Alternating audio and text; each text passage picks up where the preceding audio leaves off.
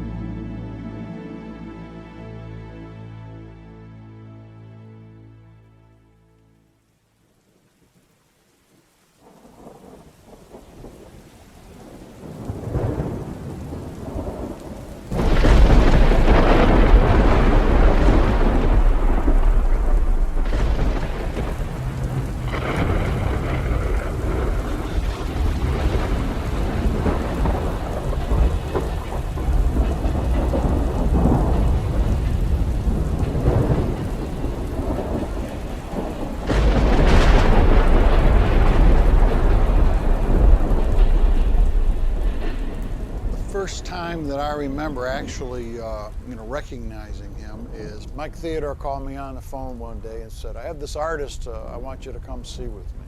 This guy's name is Rodriguez. He's working down by the Detroit River. There's a bar down there, down by the wharf, Riverside District. Let's go see him tonight. I think you'll really like him. So that night I remember we pull up, way in this kind of isolated part of Detroit, right on the side of the Detroit River. And you could see the mist in the air coming off the river. We could feel it. And we went inside there, and as we walked in the door, we could hear behind us the sound of the freighters as they're going down the river. And so it's like you're walking out of like a Sherlock Holmes novel. You walk out of the mist and you go into this place, and inside the place it's all full of smoke. So there's a mist inside there. Boom, it's a wall of smoke. Beer all over the place, peanut shell. It was just a mess. And then you hear this strumming sound, strumming and batting the guitar. And then you hear this voice, strange voice. Finally, we walked through the smoke, and I looked, and there in the far corner I saw I could see the shadow of a man, and I couldn't see his face. I said, what's the deal? So we got a little closer. And you see this guy with his back to you. So all you see is his back, and he's in a corner singing. It was ethereal scene, if you will. Foggy night, foghorns, smoke so thick you couldn't see through it. And here's this voice.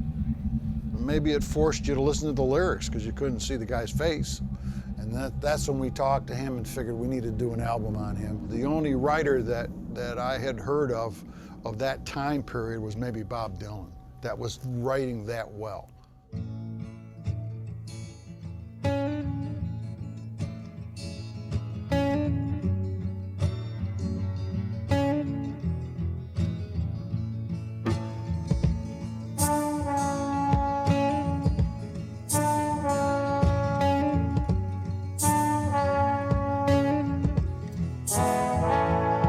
Was it a huntsman or a player that made you pay the cost, that now assumes relaxed positions and prostitutes your loss? Were you tortured by your own thirst in those pleasures that you seek, that made you Tom the Curious, that makes you James the Weak?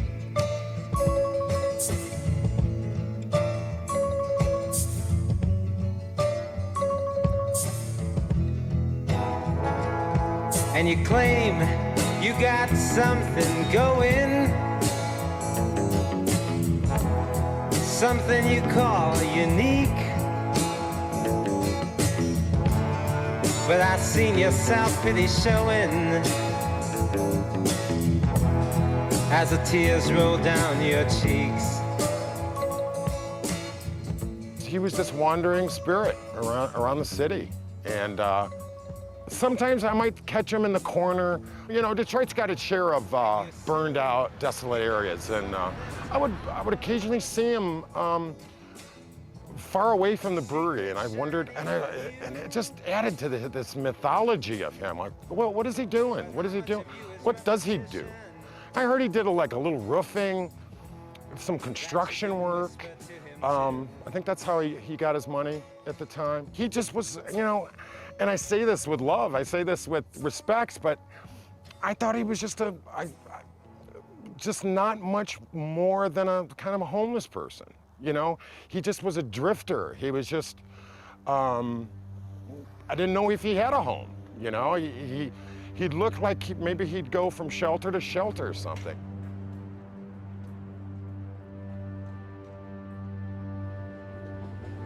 Detroit in the 70s was a hard place. Well, it's still a hard place. A lot of decay, lots of ruined houses. Real poverty exists in this city. And those streets were Rodriguez's natural habitat. Anytime we met him to talk about what we were doing, he would always meet us on the corner somewhere in his neighborhood. Most of the time, he wasn't coming to my house. He'd say, meet me on the corner of this street and that street. And we would be there.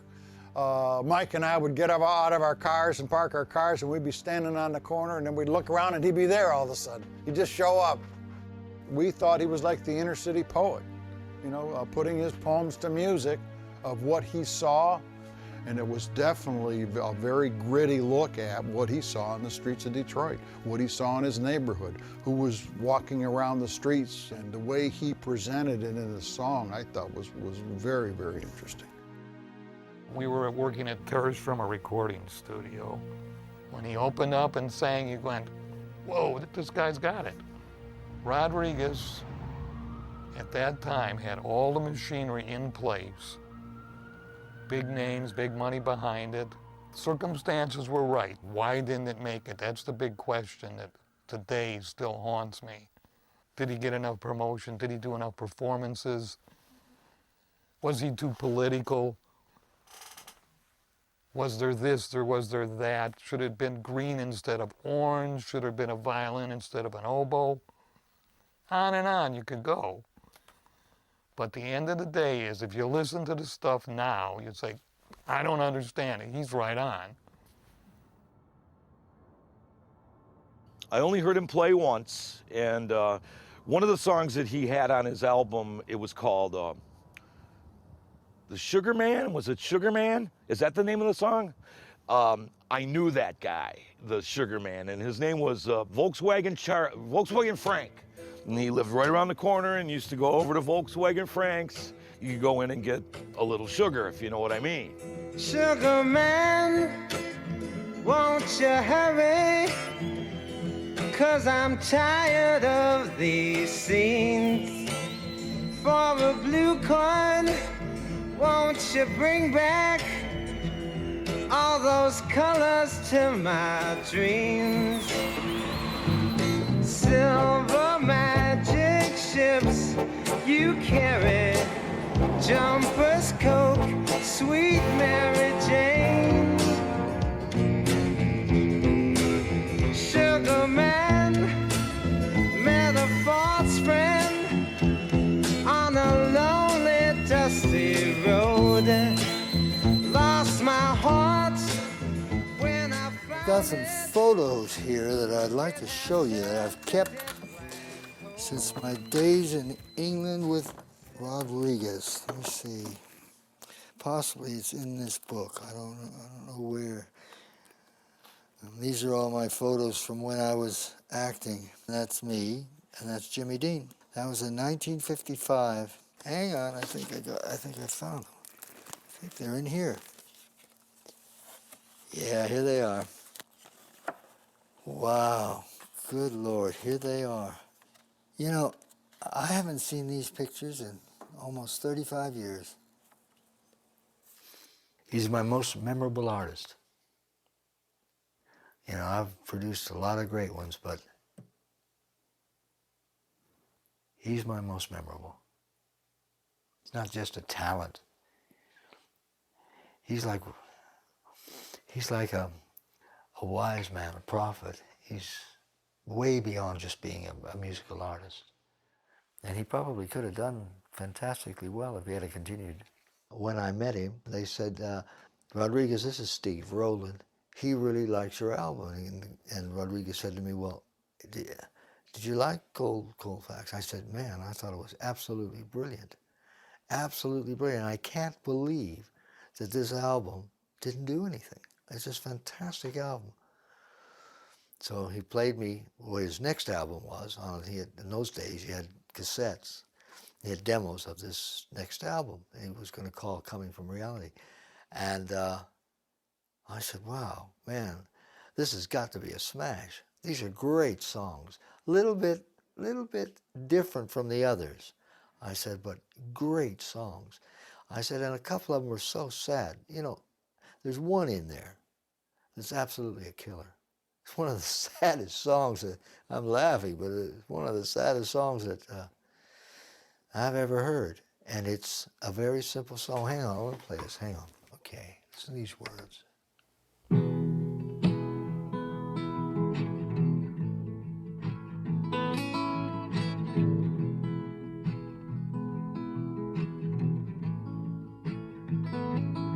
Cause I lost my job 2 weeks before Christmas. Oh, man. And I talked to Jesus at the sewer. And the Pope said it was none of his goddamn business. While the rain drank champagne, my Estonian archangel came and got me wasted.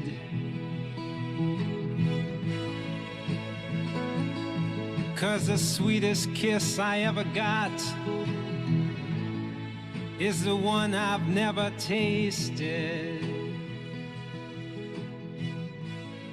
And it really makes me sad because that was the last song that we recorded. And that was the last song that Rodriguez ever recorded. And what makes it even sadder was the album was released in November of 1971. And we expected big things. And it did absolutely nothing. And then 2 weeks before Christmas, Sussex dropped him off the label. And the very first line in the song, as if premonition, was, "I lost my job 2 weeks before Christmas." Oh man, I just think about that. This guy deserves recognition. Nobody in America had even heard of him. Nobody even was interested in listening to him. How can that be? How can that be? A guy that writes like this. I mean... 'Cause they told me everybody's gotta pay their dues. And I explained that I had overpaid them.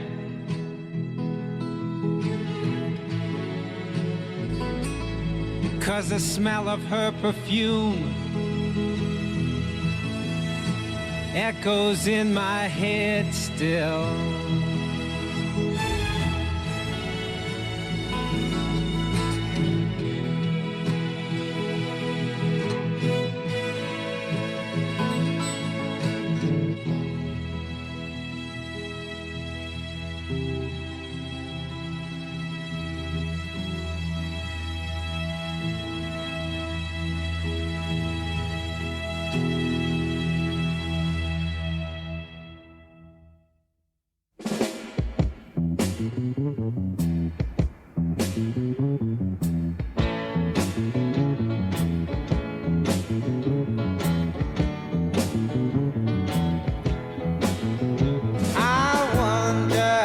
How many times you've been had, and I wonder how many plans have gone bad. I wonder how many times you had sex, and I wonder, do you know who'll be next? I wonder. Well, it's still a bit of a mystery how the first copy of Cold Fact actually came to South Africa, but one of the stories I've heard is that there was an American girl and she came to South Africa to visit a boyfriend and brought a copy of the record with her. And her and him and all the friends really liked it and went out to try and buy it, but you couldn't buy it. So they started taping copies and passing copies along. However it got here, however it germinated here, once it got here, it spread very quickly. How much going have you got? And I wonder about your friends that are not. I wonder.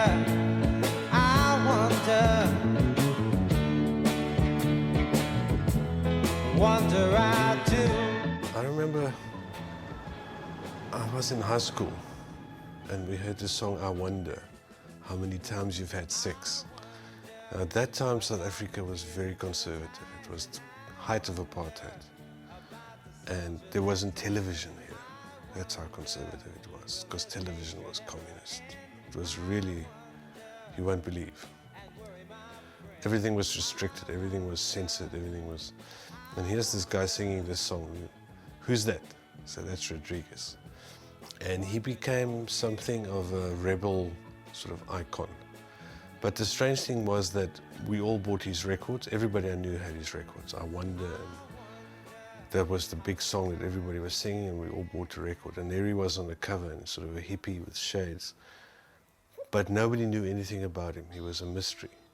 Unlike other artists that you could read about from America, we could read about and get to know something about him. No zilch. Nobody knew anything. It was a mystery. We only had this picture on the cover of the record. Now you sit there thinking, feeling insecure. The mocking court gesture claims there is no proven cure. Go back to your chamber, your eyes upon the wall. 'Cause you got no one to listen, you got no one to call. And you think I'm curious. The album was exceptionally popular. To many of us South Africans, he was the soundtrack to our lives. In the mid-70s, if you walked into a random white liberal middle-class household that had a turntable and a pile of pop records, and if you flipped through the records, you would always see Abbey Road by the Beatles, you would always see Bridge Over Troubled Water by Simon & Garfunkel, and you would always see Cold Fact by Rodriguez. To us, it was one of the most famous records of all time. The message it had was be anti-establishment, And the one song's called the Anti-Establishment Blues. We didn't know what the word anti-establishment was until it cropped up on a Rodriguez song. And then we found out it's okay to protest against your society, to be angry with your society. Because we lived in a society where every means was used to prevent apartheid from coming to an end, this album somehow had in it lyrics that almost set us free as oppressed peoples. Any revolution needs an anthem, and in South Africa, Cold Fact was the album that gave people permission to free their minds and to start thinking differently. The mayor hides the crime rates, councilwoman hesitates, public gets irate, but forgets to vote date. The system's gonna fall soon to an angry young tune, and that's a concrete cold fact. It may seem strange that South African record companies didn't do more to try and track down Rodriguez, but actually, if you look back at the time, we were in the middle of apartheid, the height of apartheid. South Africa was under sanctions from countries from all over the world. South African musicians were not allowed to play overseas. No foreign acts were allowed to visit South Africa. It was a closed-door situation between South Africa and the rest of the world. Woke out this morning with an ache in my head. I splashed on my clothes as I spilled out of bed. I opened the window to listen to the news, but all I heard was the establishment's blues. The countries around the world were saying horrible things about the apartheid government, but we didn't know because they controlled the news. The majority of the population had been marginalized and forced out of e-commerce and areas. It was what had happened in Nazi Germany. It was a spin-off from Nazi Germany. But if a newspaper published it, they'd get prosecuted. So because of that, South Africa had achieved a pariah status in the world. There were cultural boycotts, there were sporting boycotts. It was a very isolated society, so we were cut off. We all knew apartheid was wrong, but living in South Africa, there wasn't much as a white person you could do about it because the government was very strict. It was a military state to a large degree. If you spoke out against apartheid, you could be thrown into prison for 3 years. So although a lot of whites were part of the struggle, the majority of whites were not. We were watched, there were spies, it was scary and people were scared. But out of the Afrikaans community emerged a group of Afrikaans musicians, songwriters, and for them, when they heard Rodriguez, it was like a voice spoke to them and said, guys, there's a way out. There's a way out. You can write music, you can write imagery, you can sing, you can perform. And that was where really the first opposition to apartheid came from inside the Afrikaans community. It was these young Afrikaans guys, and to a man, they'll tell you that they were influenced by Rodriguez, Koos Kombuis, Willem Moller, the late Johannes Kerkorrel, the guys who are regarded as the icons of the Afrikaans music revolution will all tell you Rodriguez was our guy. We call it a full-frame movement of Afrikaans artists singing against apartheid.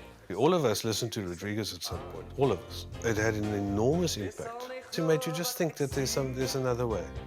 What's presented to you by this establishment isn't all there is.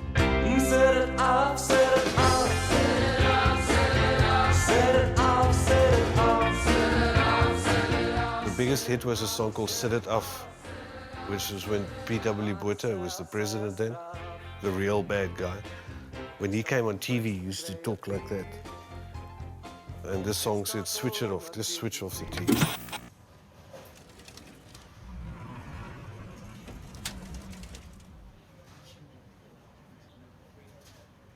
So what lines do you think were the lines they had problem with? No, gee whiz, it's all of them. Sugar man, won't you hurry, 'cause I'm tired of these scenes. For a blue coin, won't you bring back all those colors to my dreams? The most difficult ones is probably silver magic ships you carry, jumpers, Coke, sweet Mary Jane. And what is that? I'm going to leave that to you. But it's drugs. It's certainly drugs. During the apartheid years, it was just impossible to play it. And what happened if you did play it? Well, you couldn't. I'd like to show you why.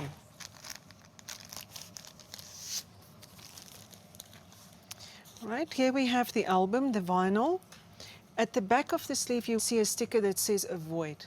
But when you open the album and take it out from its sleeve, you would see that they have scratched that particular song with a sharp tool to make sure that it would not go out on air. And that's the way that they banned the music, which in my mind was quite a brutal way of ensuring the song would never be heard on the air.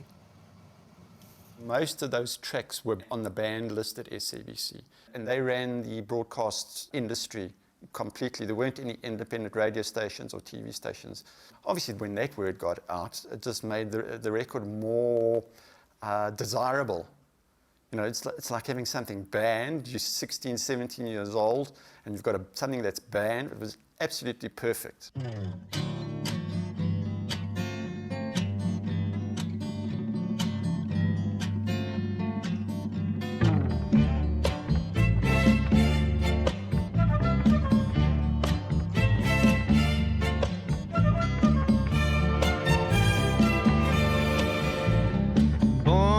Trouble City, in rock and roll USA, in the shadow of the tallest building, I vowed I would break away, listen to the Sunday actors, but all they would ever say, that you can't get away from it, no you can't get away.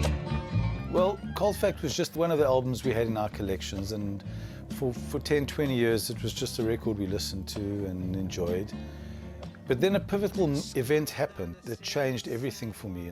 We were down in Camps Bay Beach. We were sitting around on the beach, and a friend of mine, a woman who was from South Africa, but she had got married and immigrated to Los Angeles. She said to me, "Where can I buy Cold Fact in South Africa?" And I turned around and I pointed to, there was a store across the road that sold CDs, and I said, "You can buy it at that store." She said, "Really? Because, you know, you can't buy it anywhere in America. I've asked everywhere in America, no one's even heard of it." And that was a pivotal moment, because I didn't know that. I thought everybody knew Rodriguez, especially in America, because he was American. So my next thought was, Rodriguez, you know, that's interesting. I came back home and I took out my Rodriguez records, and that's when I realized there was nothing on the record to tell us who he was or where he was from. On Cold Fact, there are 4 names. On the front cover, it just says Rodriguez. But if we take the record out and examine the sleeve, the artist's name is Sisto Rodriguez. But if you look at the tracks, 6 of these tracks are credited to Jesus Rodriguez, and 4 of these tracks are credited to Sixth Prince. So who actually wrote these songs, and who are all these people? We didn't have any more information than a record with him sitting on the cover with a hat and sunglasses on. We didn't know how tall he was because he was sitting cross-legged. So how do you solve a mystery? You use whatever information's available. What did we have? A record cover with lyrics. So we started looking quite deeply at the lyrics and seeing what they said, and some of them, very few of them had geographical references. The one in Can't Get Away starts off, "Born in the troubled city in rock and roll USA." Born in which troubled city? Seems all the cities were troubled in the late 60s. In the shadow of the tallest building. The tallest building, as far as we knew, was in New York. And at the bottom of the song, in this verse says, "In a hotel room in Amsterdam." Then it says, "Going down a dusty Georgian side road, I wonder, Georgia." So we've had Amsterdam, we've had Georgia, we've had the world's tallest building. Not much to go on.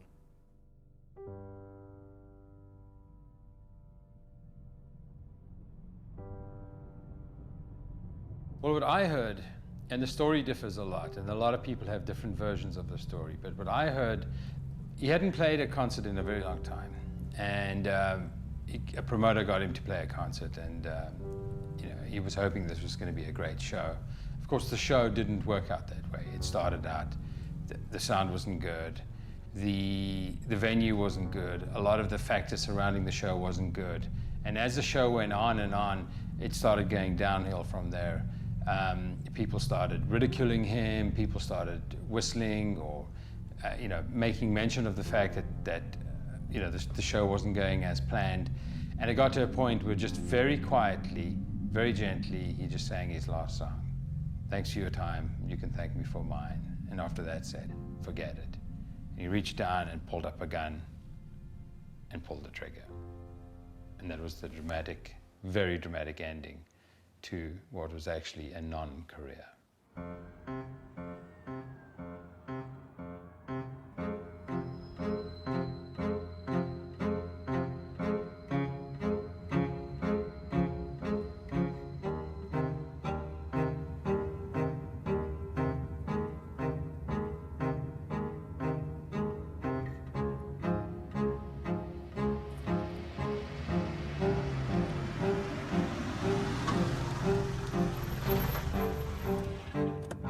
In 1996, the South African record label released Rodriguez's second album, Coming From Reality, on CD for the first time in South Africa.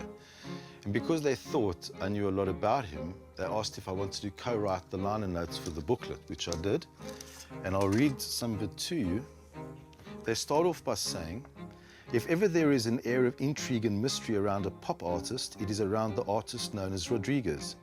There's no air of intrigue and mystery around him anywhere else in the world because his two albums, Coming From Reality and Cold Fact, were monumental flops everywhere else. And this is the important part. There were no concrete cold facts about the artist known as Rodriguez, any musicologist detectives out there. And that's the line that changed everything. I started searching for Rodriguez when a few of us were sitting around in the army and somebody said, how did Rodriguez die? And just coincidence, at the time I was looking for subject matter to write an article. I remember having like 5 points on the piece of paper and number 4 or something was find out how Rodriguez died. You know, I thought it'd make a good story.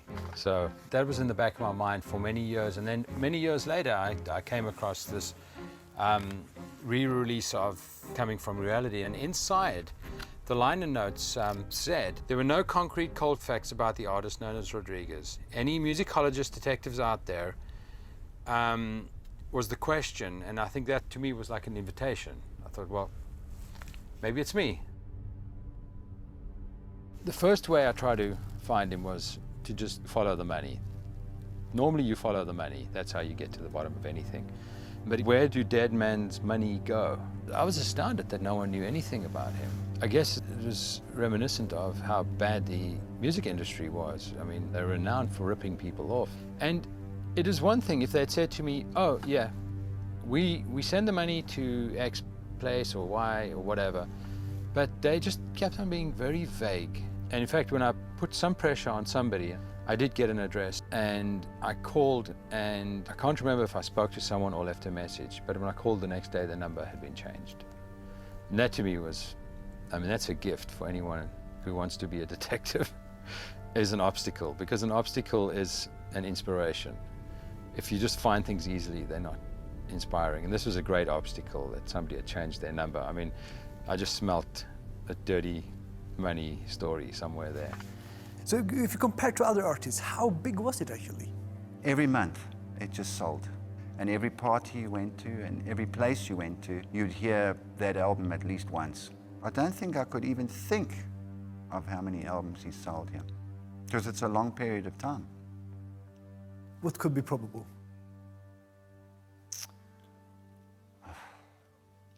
I'd have to guess maybe 500,000 copies over that period of time. It's a lot of records, especially for a small country. A gold record 10 times over. Rodriguez never got to know that he was big in South Africa. How could that be? Don't know.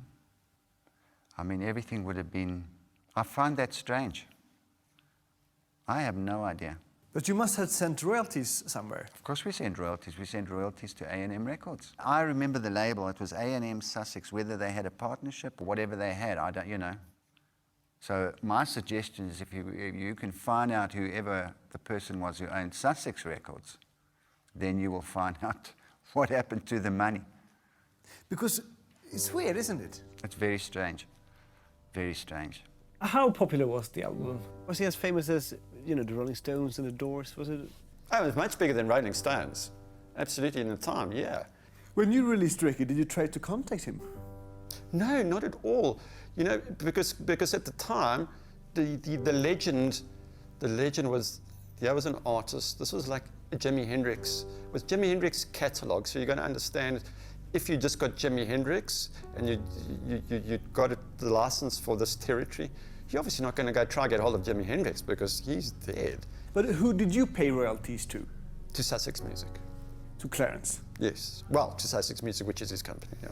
So I decided to make a diagram, write down the whole path and trail that I was trying to work on, all the various touch points, all the record companies, all the people that had dealings with Rodriguez and his album at some point. I made this whole document. So I found out there were 3 record companies in South Africa that had released Rodriguez's records. Finally discovering that led to a record company in America. It was the company that had been signing Rodriguez and creating his first album, called Sussex. I then did my research on Sussex. That led me to discovering who the owner of Sussex Records was, Clarence Avant. Clarence Avant, he'd been the head of Motown, one of the most prestigious jobs to have in a record company industry. So I did my research, tried everything to get hold of Clarence Avant, but I just got to a lot of closed doors. I could not get hold of him.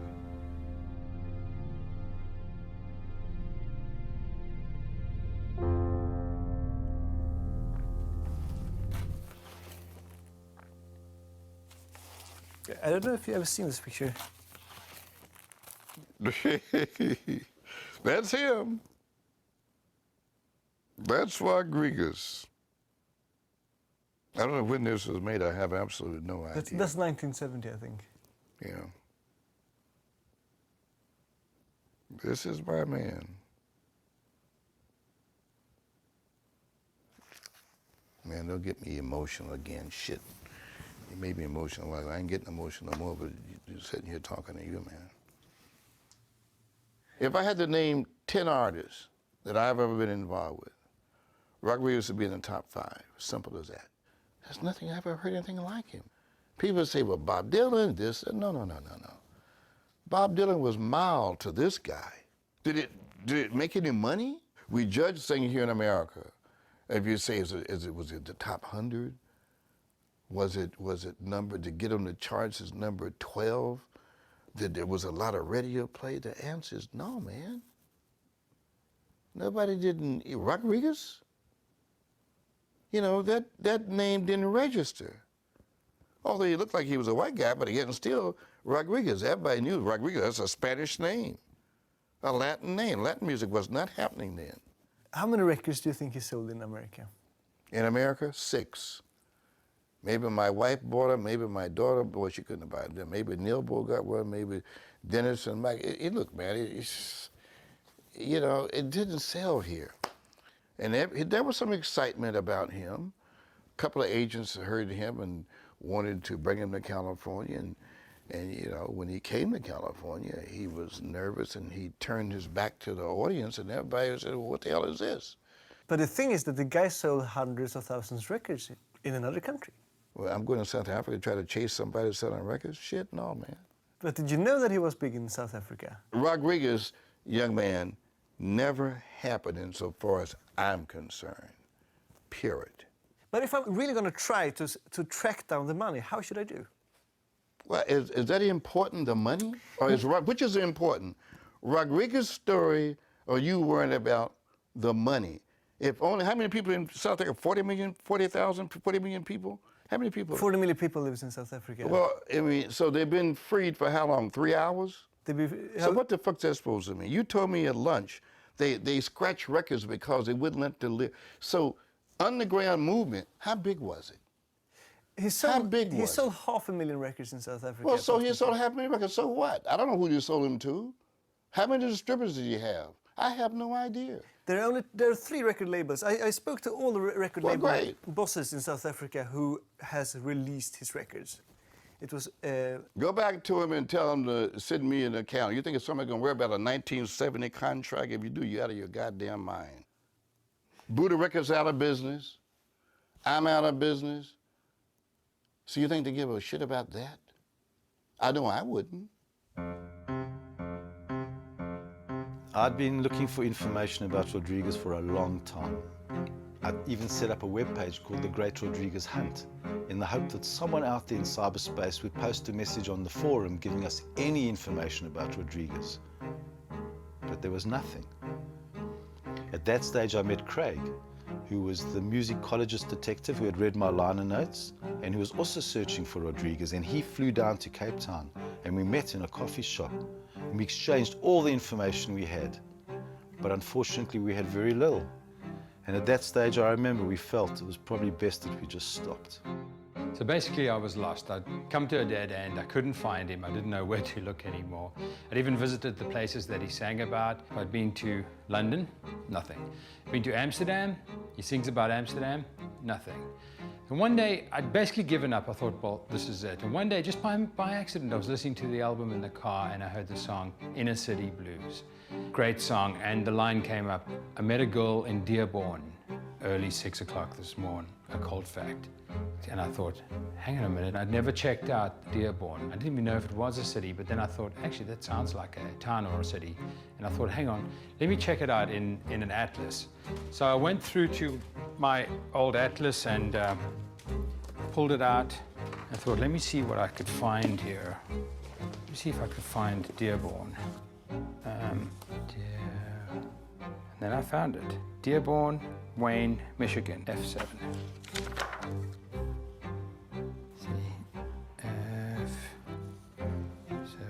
Dearborn, part of Detroit. That was a huge breakthrough in my mind. Detroit, home of Motown, Marvin Gaye, Stevie Wonder, and eventually Mike Theodore, the producer of the album. I was sitting in my condo, just having a cup of coffee. I was looking out the window watching the ocean. Phone rings. It's a long-distance call from South Africa, from a writer. His name's Craig Bartholomew. And he starts telling me this amazing story. So he said, do you know that Rodriguez has been selling in South Africa for 25 years? These albums are selling millions. I said, what? Then he's sitting there and he wants to starts telling me some stories about, he said, how did Rodriguez die? And he's telling me information that he had, that Rodriguez had blown his brains out on stage or set himself on fire and killed himself. I had 100 questions I wanted to ask. I mean, I was just hoping I could get all my questions in, you know. Why did he write this lyric? Why did he write that lyric? Where did he record this album? Where did he record that album? And we got talking and I asked him a lot of questions, and it was amazing. It was a roller coaster ride of questions and answers, and it was a euphoric moment of just having finally broken through and discovered something. And finally I got to the one question I wanted to know the answer of was, how did Rodriguez die? Did he blow himself up on stage, or what is this dramatic story? Let's open up the lid on this right away and find out what happened. And Mike Theodore was, what do you mean dead? He's not dead. Sixto is alive. He's alive and kicking. The principal artist known as Sixto Rodriguez is alive and kicking and living in Detroit. I can't remember who called me and said they found him. I said, no, you're shitting me. This is, yeah. At first I thought it was a hoax. I thought somebody was faking it. You know, it's like going into Tutankhamun's tomb and finding the mummy. You know, it's like, wow, he lives. I remember dancing on the spot when I was staying on the phone, and Craig and I were jumping up and down saying, we found him, we found him. That was the most exciting thing. We'd actually done it. Just a song we shared out here brings memories back when you were here, of your smile, your easy laughter, of your kiss, those moments after I think of you. So that was it. I'd come to the point, it was the end of the story. I was searching for a dead man. One morning I discovered a living man, and to me that was the end of the story. I wrote my article, I called it Looking for Jesus. I faxed it to many individuals, many people involved, but somehow this article made its way across the Atlantic and into the hands of someone in America. And what I thought Was the end of story was actually just the beginning of another story, and the best part was still to come. Because I don't know where it is. It might take a while. They do have the dates. 3-year search for dead singer, yes. August 97. I was in Kansas. I got a copy of it to me at work. I was on like a 24-hour shift, and then I went online, and that's when I discovered the website. When I went online, there was this milk carton with a picture, and it said, "Wanted, and have you seen this man?" I was like, matter of fact, I have seen him before. You know, it's like, I replied, "Rodriguez is my father. I'm serious. Do you really want to know about my father? Sometimes a fantasy is better left alive." I don't know why I said that, but anyway, I did. And then I gave him email address, phone numbers, anything that they wanted to contact me, and he phoned me.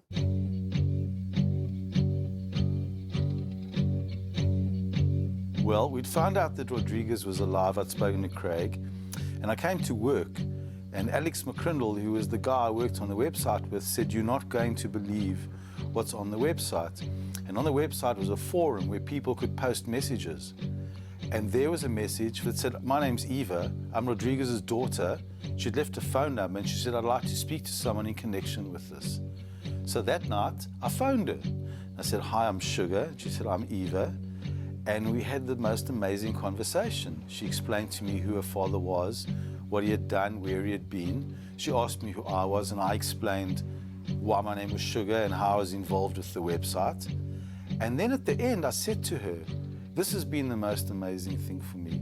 And what would be really great is if I could at some point speak to your dad. I'd love it if I could just say hello to him." Because for me, this was sort of the end of the search, and I just wanted to speak to this man. I mean, I went to bed.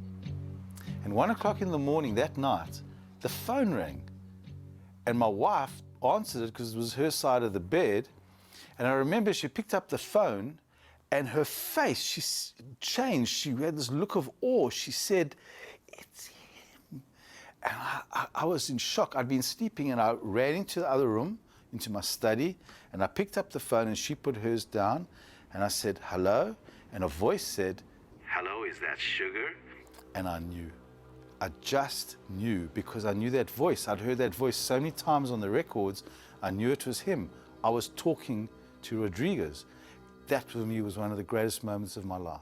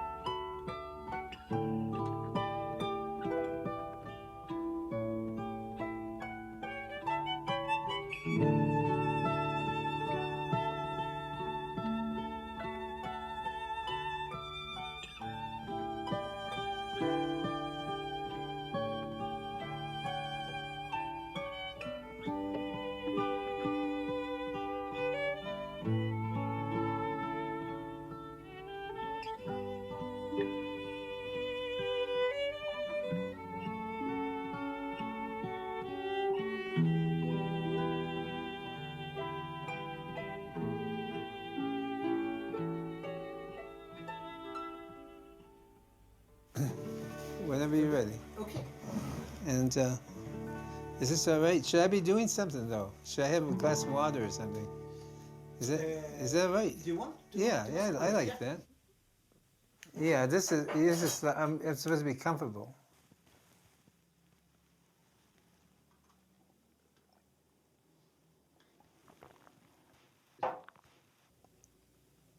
So run the question to me again, just so I can hear it in my head. In the 70s and 80s, did you ever get any contact from South Africa? No, I didn't. Maybe they didn't have a contact number or something, but no, I didn't. How does that feel? You weren't aware of something that would have changed your life completely. I mean, probably to the better. Well, I don't know if it would have been for the better, but it certainly a thought, you know. But wouldn't it have been nice to know that you were a superstar? Well,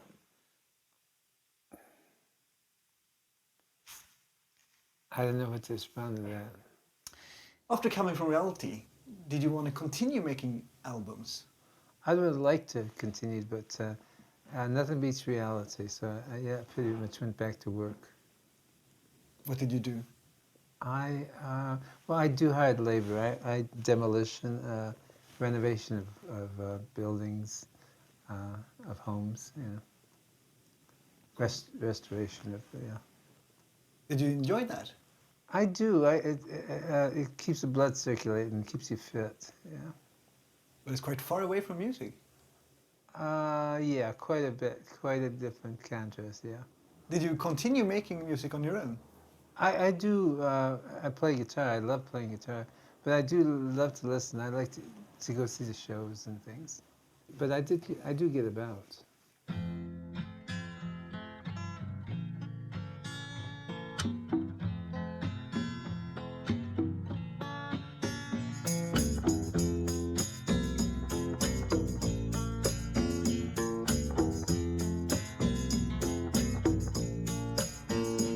Street boy, you've been out too long. Street boy, ain't you got enough sense to go home? Street boy, you're gonna end up alone. You need some love and understanding, not that dead in life you're planning. Street boy.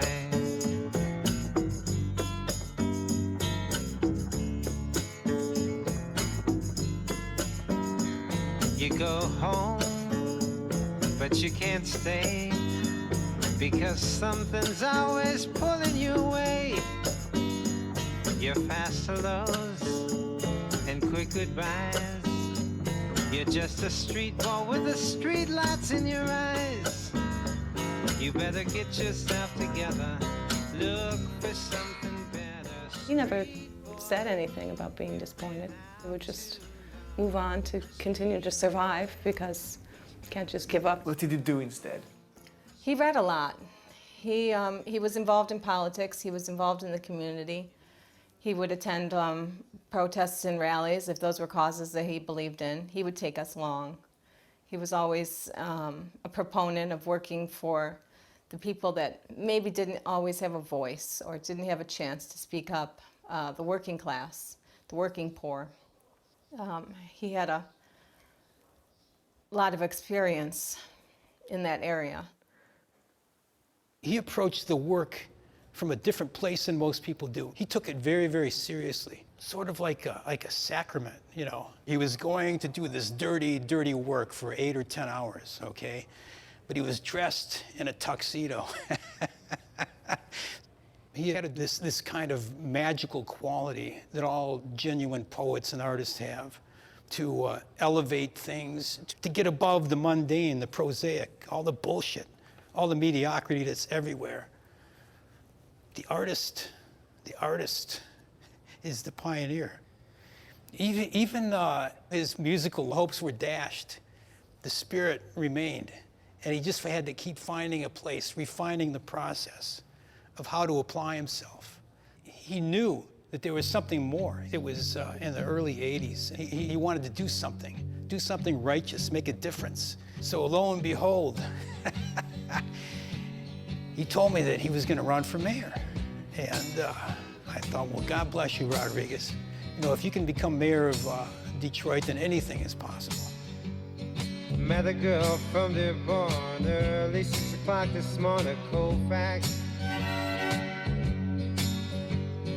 Asked about a bag, suburbia's such a drag, won't go back. 'Cause Papa don't allow no new ideas here. Some old items from Rodriguez. This is his bumper sticker from the first time he ran for city council. And I think this is a copy of the ballot. He didn't win an election ever. 139, there were 169 candidates. 9 get elected. They spelled his name wrong.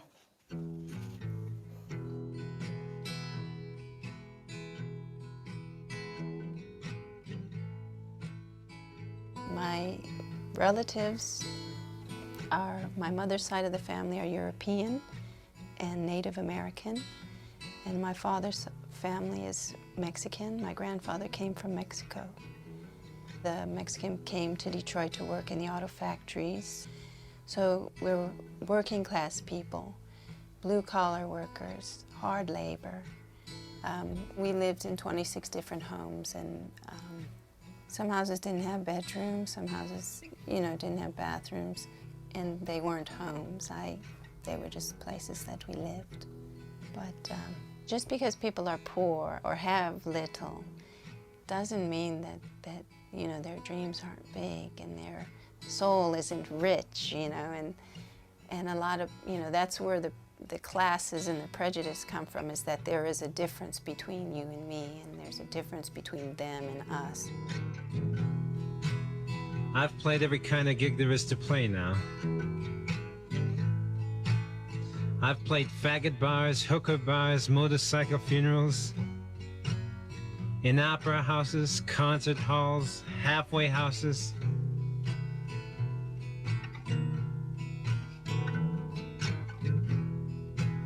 Well, I found that in all these places that I've played, all the people that I've played for are the same people. So if you listen, maybe you'll see someone you know in this song. A most disgusting song. He wasn't just doing your average carpentry. You know, he was really cleaning out the house. I mean, doing the work that no one else wanted to do. Really, no one else wanted to do that work. He would come home, he would be covered in dust and dirt, paint chips from his day's work, long days. I saw him take refrigerators down on his back downstairs. It was just a day at work for him, but I knew he was a harder worker than a lot of other fathers that I knew of. It's a city that tells you not to dream big, not to expect anything more. But he always took me to places that only certain elite people would be able to go. So he kind of instilled in me that I can go anywhere I want, regardless of, you know, what my bank statement says, and I'm going, you know. So that's kind of how he was. He showed me, you know, the top floors of places. I said, I'm just as good as they are, you know. He majored in philosophy in university. My dad gave us a lot of exposure to the arts. He would let us go into the libraries and the museums and the science centers, and where that was our daycare, and we, you know, toured the halls of the museum and saw Diego Rivera and, you know, all Picasso and Delacroix, and we began to learn of life outside of the city, and that's in books and paintings and in music. The judges with meter-made hearts, or their supermarket justice starts. Frozen children in her city, walkers in the paper rain, waiting for those nights that never came. The hijack trying so hard to be pretty. Night rains tap at my window,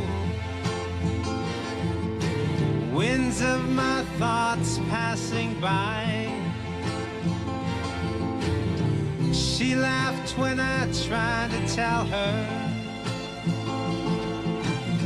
hello only ends in goodbye.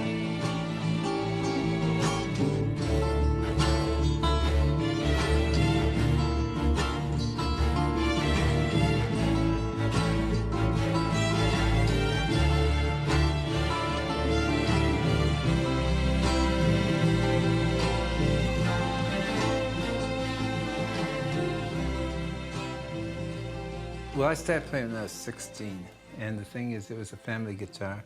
And I played a lot of bars in the city and clubs in the city, small rooms, and I met Mike Theodore and Dennis Coffey, and they came to the club to see me play. I had a gig at a place called The Sewer, right off the Detroit River there. And then we got a record deal from Clarence Avant, so that's how it started. But all those early years were, you know, a lot of work. I was at a Chrysler plant called Dodge, Maine, and I also worked at Alden on Lynch Road in Detroit, working the heat treat department, so stuff like that. A lot of heavy labor. But it was a great year for me, this cold fact thing.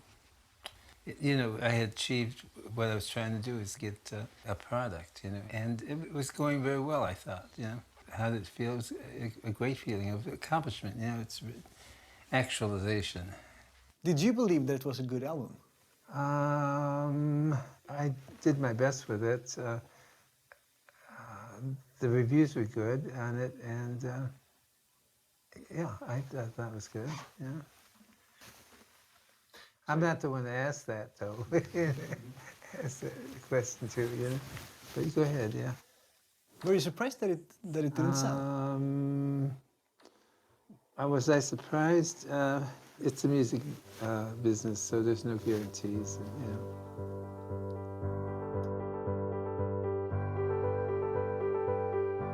So I told him, "You're bigger than Elvis." And he said, "What do you mean?" I said, "In South Africa, you are more popular than Elvis Presley." And there was this pause. And I sensed he thought it was a crank call and he was going to hang up. So I said, "Listen, wait, listen to me, wait. I promise you, just come here, you won't be disappointed." He's working his ass off, you know, in Woodbridge. One day he brought this picture of himself on a milk carton. And he says, "Emerson, look at this, you know, they're looking for me, you know." I said, "Really? Why is that, Rodriguez?" So next day he says, "Emerson, I gotta go on tour," you know. I said, "Come on, Rodriguez, are you serious?" Because I'm a journalist, I doubted. I said, that sort of thing does not happen in the rational universe. It does not happen. It's against the laws of God and nature. This guy who's coming to tour here must be an imposter. It's a clever public relations scam. Actually, not even a clever public relations scam. It's a stupid publication scam because it so obviously can't be true. Only idiots would believe it. But I was wrong.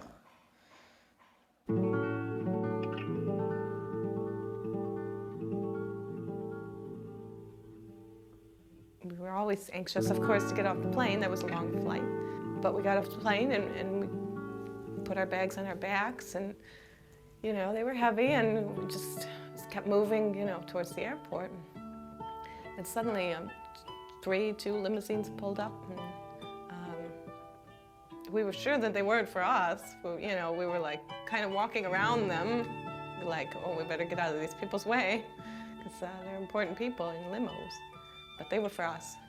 And that's when it began. This whole another world. It was another world. Just like you would see like people over Madonna, or like stepping out into the wind, and the paparazzi and all the, you know, the production assistants and everybody are there to welcome him and take us into the VIP suite. The white carpeting, you know, that was something that never would we ever even dream of, walking on white carpeting, especially in your shoes. And they put him in the limo and they drove him into the city, and along the way, on all the lampposts, were placards advertising the concert. And he saw his face on every lamppost as it sped by, and he'd go, "There I am, there I am, there I am." So we came and we got to meet all the people. We got to meet Craig Bartholomew and their family and their kids, and Steven Siegerman, and everybody was just so happy, and everybody was like thrilled. We were even happier. Steven phoned me. He said, "You will never believe this, but Rodriguez is coming to South Africa and we can be the opening band. Do you want to do it?" So, of course we want to do it. Well, where is he? No, they found him. They found him, he's alive. He's going to come and tour in South Africa, and we're going to be the opening band. So I couldn't really believe this. And then I got all the information. He's living in Detroit and everything. And then a little while later, Steve said, "Look, it turns out he hasn't got a band. can we be the support band? I mean, his band.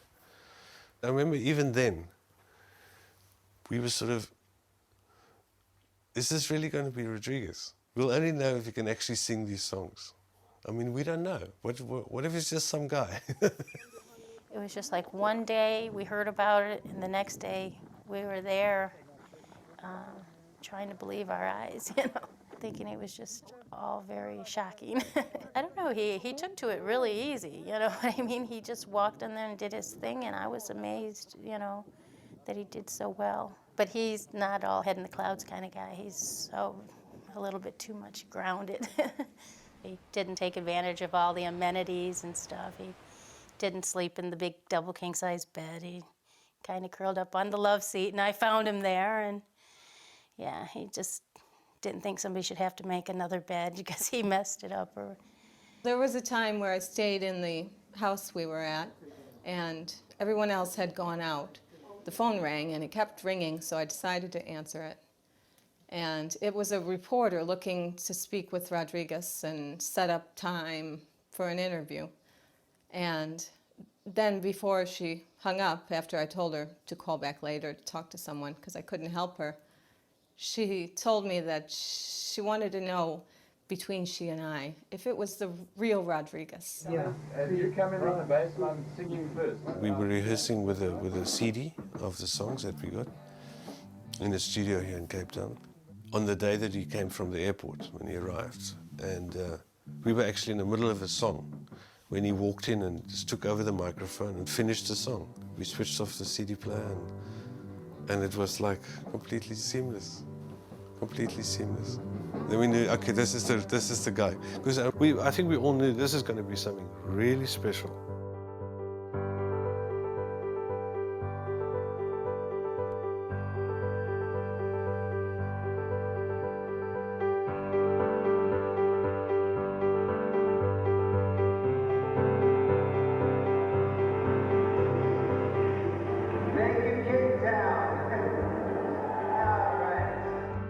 When we initially got on the plane, I thought maybe there'd be, hopefully, 20 people in the audience. Hopefully. But it turned out really, really different than that. Yeah. And there's old people and young people, and they're coming to see the show. And I stepped out on the stage before he went on stage because I wanted to take a picture of the audience. Nobody's going to believe this. You must remember, this guy, it's like seeing someone like Elvis come back from the dead.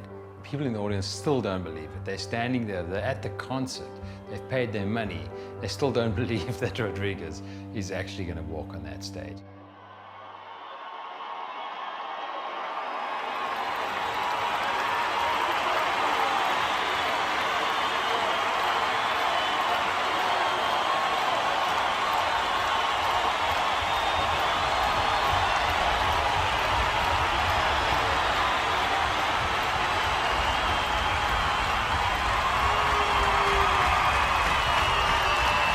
Are you ready? Please welcome Rodriguez.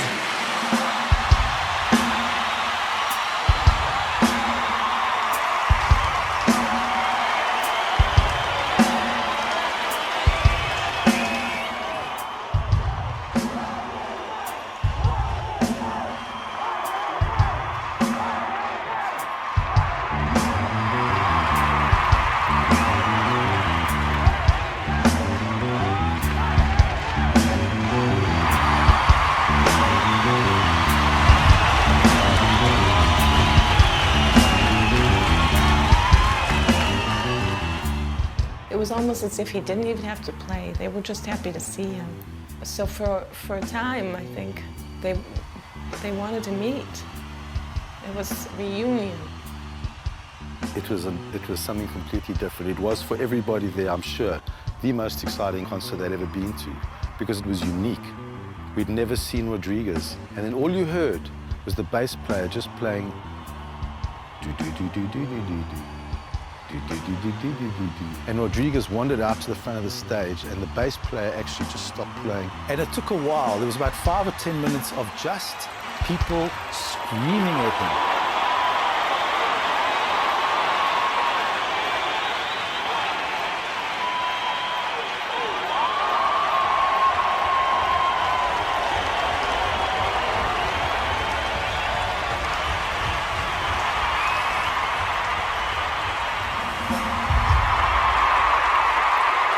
Thanks for keeping me alive.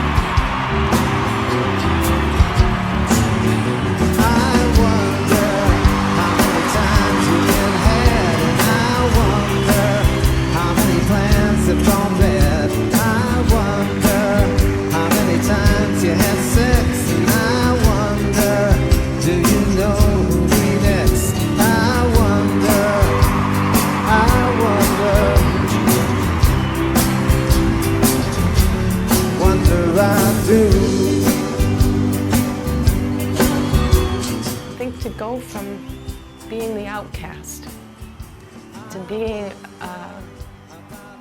who he really was, because it was as though it was him again, and that was who he was, a musician on stage, playing for his fans. It didn't work out, but don't ever doubt how I felt about you. But thanks for your time, then you can thank me. I thought that I would see, him being bewildered at all these people staring up at him. I saw the opposite. I saw this absolute tranquility. There was absolute serenity on his face. Total. It's like he had arrived at that thing, that place he tried to find his whole life. Home is acceptance. There's a guy who lived somewhere else on the other side of the earth, and it was almost as if he had found his home. And I looked around at me, at all these people, and I thought, this is a once-in-a-lifetime experience. This is never going to happen again.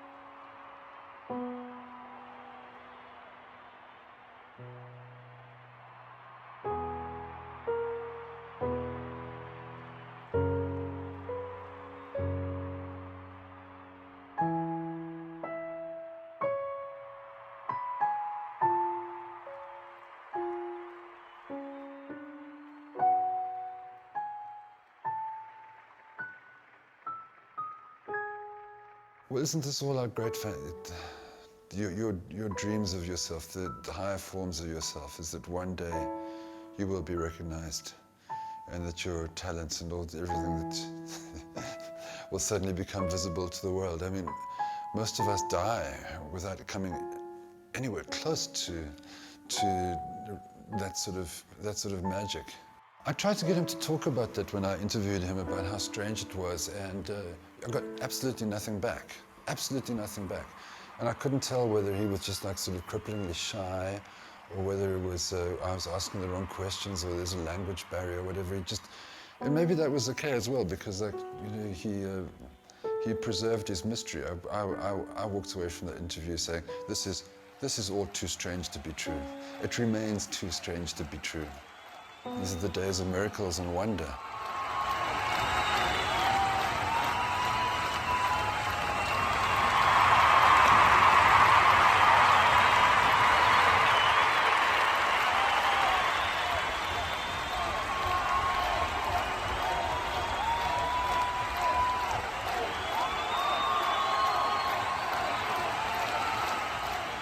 Oh, they were so sweet.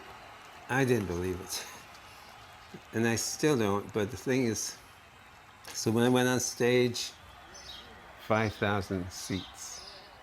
I'll set up white seats, and the thing is, and I said, so when I played a show, they jumped out of the seats and rushed the stage.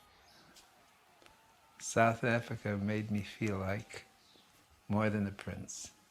and then signing the autographs for like a couple hours. I mean, just the line of people and bringing their guitars to be signed, bringing their CDs. And the most amazing thing I seen was the man with the tattoo of the Colfax.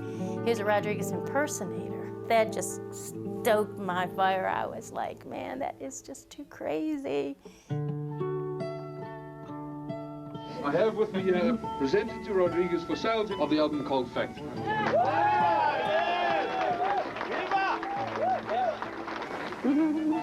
Now just tell the States that, okay, will you? American singer Rodriguez is certainly alive and well and with us in the front row tonight. Welcome. Connie, how are you? I've heard some really riveting tales about your death. I mean, they range from you pouring petrol all over yourself on stage and committing suicide to taking a drug overdose and dying in prison.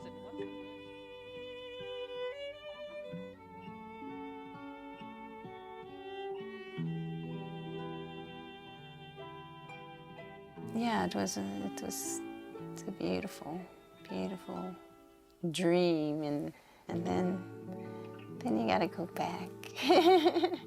My dad said he's got 2 lives. You know, you go, the carriage turns into the pumpkin bus or something. You know, it's like. Did people in Detroit believe you when you came back and telling what had happened? You know, people in Detroit need to hear something good. I'm not sure how much of it they believe because it is a grandiose story. It sounds like something you would make up if you were bragging on some dream or something.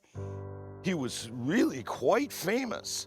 He'd be, you know, tearing down this old shack, or he'd be sweeping up filth or dirt, and he started to show me one day, and I didn't believe him about the album and how it got to be so popular. Somebody had a bootleg copy of this thing, and it spread around, and everyone got to be so popular that children could recite it and sing the song word for word, all the songs word for word. And I had never heard of the album, and I said, can you get me an album? And he couldn't even get me one. I mean, that's how obscure of a thing it was. But he had all these, you know, photos and stuff with these giant crowds, 20,000 people, like Woodstock or something. Like, are you kidding me? That's you? I thought it was photoshopped or something. I didn't believe him.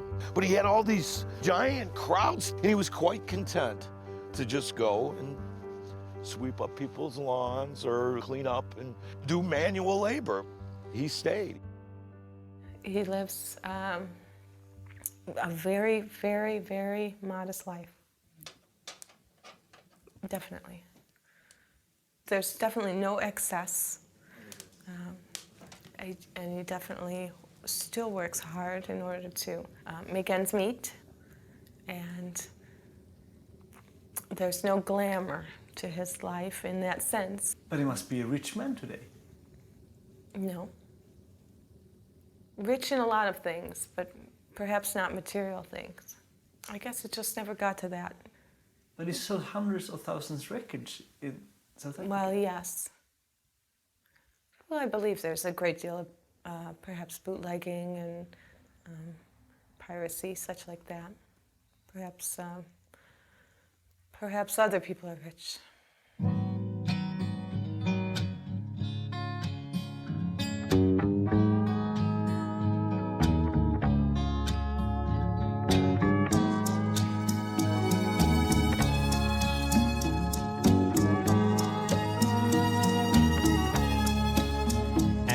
Forget about the girl that said no. Then I'll tell who I want where to go. And I'll forget about your lies and deceit, and your attempts to be so discreet. Maybe today, yeah, I'll slip away.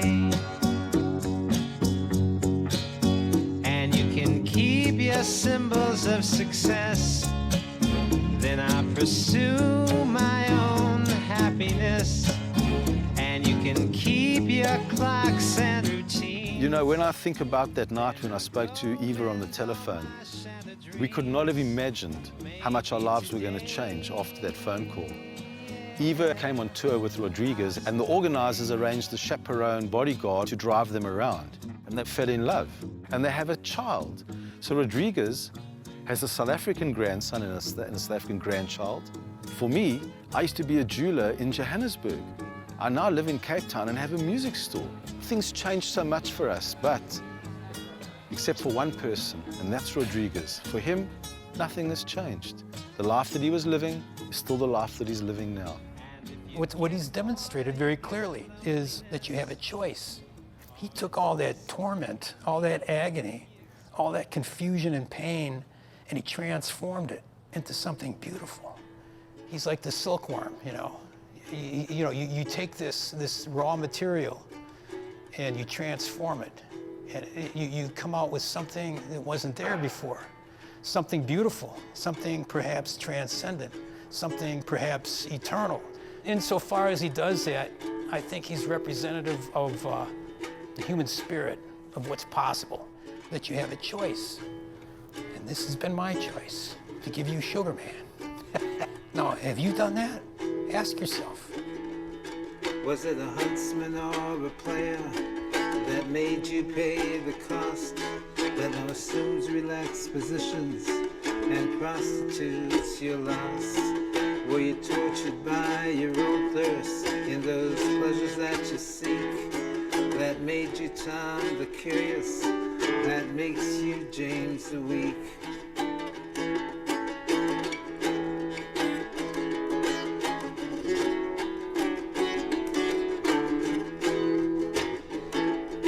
But you claim you've got something going,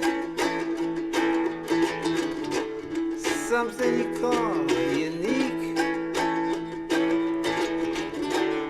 But I've seen yourself pretty showing as the tears roll down your cheeks.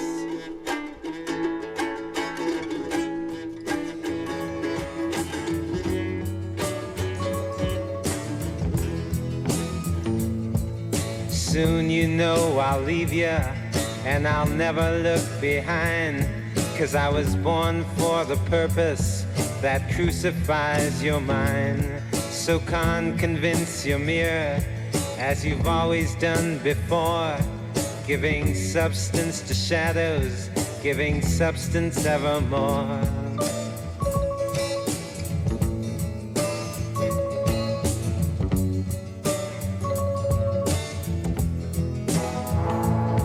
And you assume you got something to offer,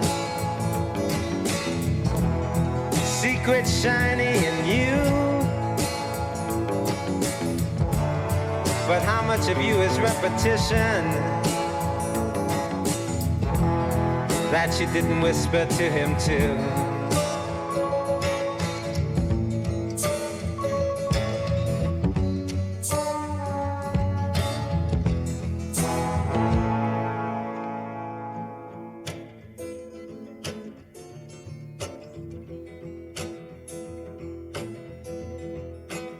Sugar man, won't you hurry? 'Cause I'm tired of these scenes. For a blue coin, won't you bring back all those colors to my dreams? Silver magic ships you carry, jumpers, Coke, sweet Mary Jane. Sugar man, met a false friend on a lonely, dusty road. Lost my heart when I found it.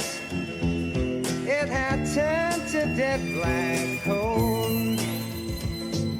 Silver magic ships you carry, jumpers, Coke, sweet Mary